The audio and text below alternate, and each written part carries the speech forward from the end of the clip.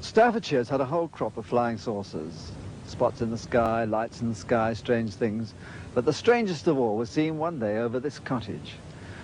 Mr. and Mrs. Roestenberg were living there, quietly, out in the country.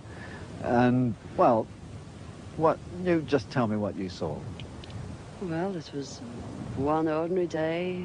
I was waiting for my husband to come home from work, and my two sons went to Staffordshire to school, and I was getting changed, and I heard this terrific noise. It was just like a giant cauldron of water being poured onto a fire, a shh sort of noise, you know.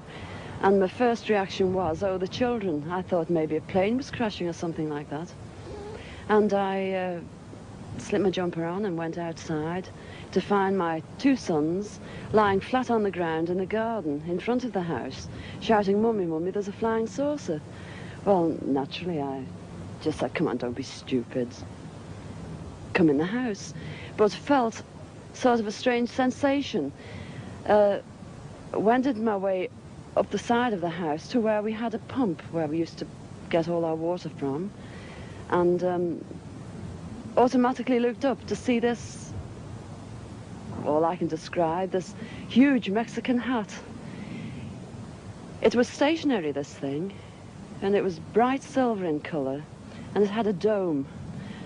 It was tilted to sort of, I could see the occupants in it. You saw people in it? I saw people in it. There were two people in there.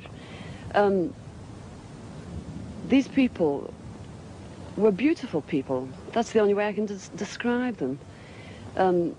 They had long golden hair, like a page boy bob, just like the old kings. You used to see photographs of the old kings. And the colour of the hair was golden. Now, I was really... What were they dressed in?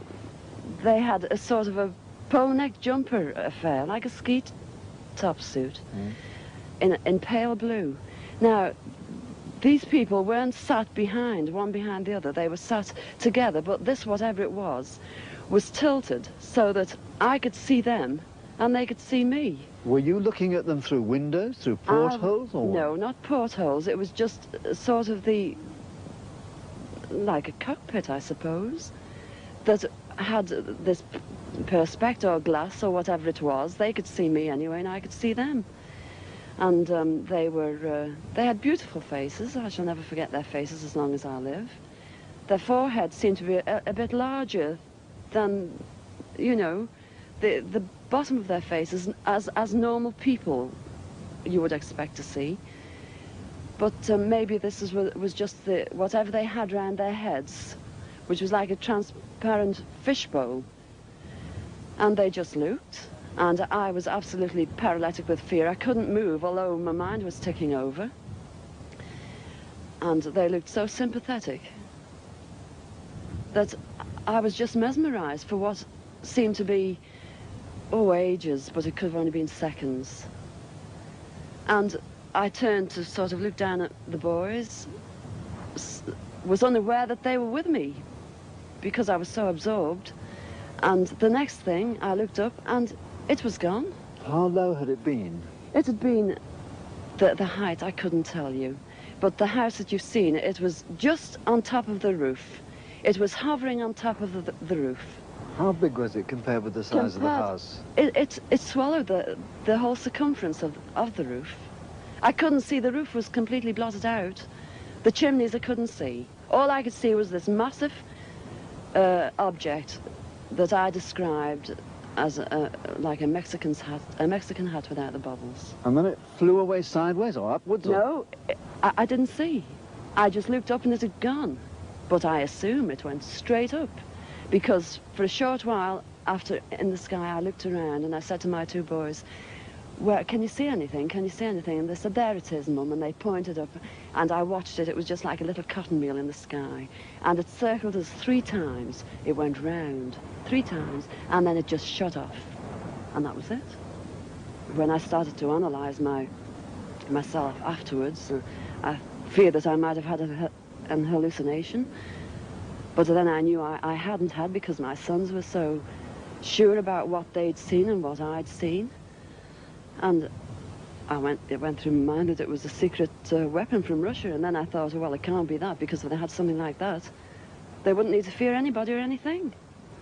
Were you scared by it? Did you run indoors? Oh, I was petrified. I couldn't move.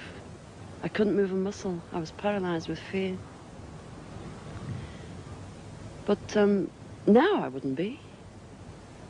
Because now, when I look back, you know, I think, what an amazing thing to have happened, and for me to have seen it. And when your husband came home, where were you?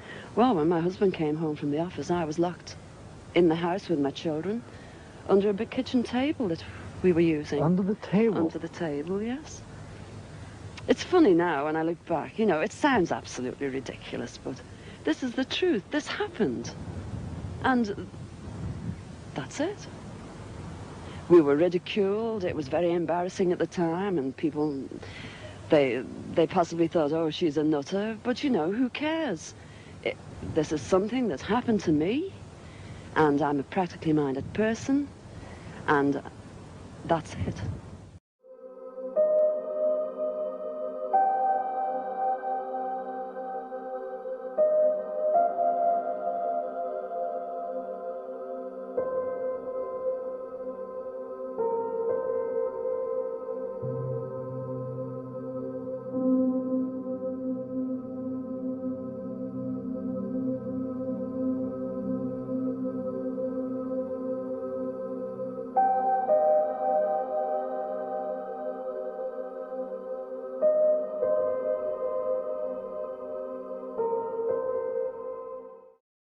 The illustration. And the face is a slim either side.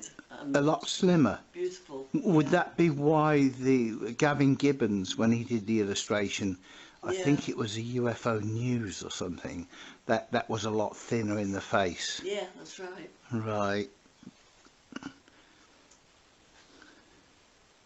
Sorry about that, Jessie. I hadn't realised. So we're Dawn's interrupting That's with right. a cup of tea.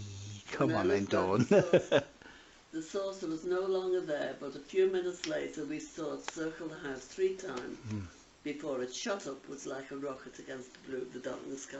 Quite true. Yeah, thank you. Jessie.